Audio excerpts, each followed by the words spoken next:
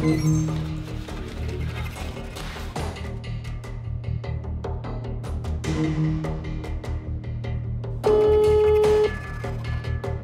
ایرج مصداقی هستم. شما یه نامه‌ای به آدرس من فرستاده بودید، شماره‌تون رو گذاشته بودید باهاتون تماس بگیرم.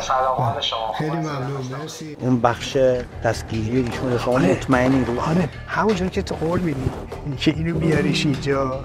ببین منم قول میدم که اگه اومد اینجا دیگه بر نمیگرده. ببیس.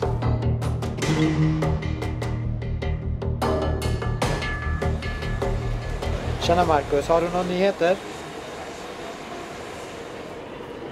Det är klart.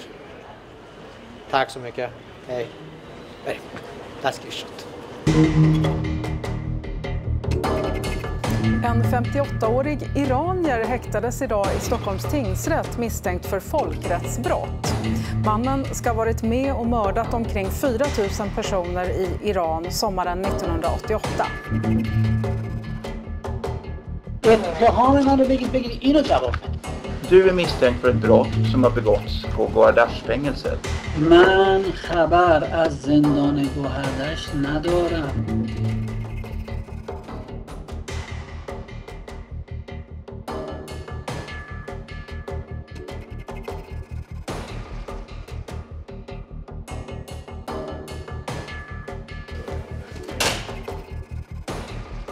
محارب کسانی هستند که به جنگ با خدا می روند که در قرآن به اون اشاره شده.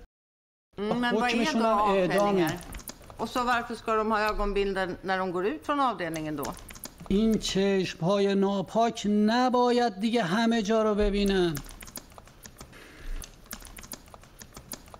و زمانی که کشته شدن و نابود شدن و تکه تکه شدن، بله من خوشحال شدم. Och när de blev dödade, stympades, gick i små bitar, så det är klart, jag blev jätteglad över det.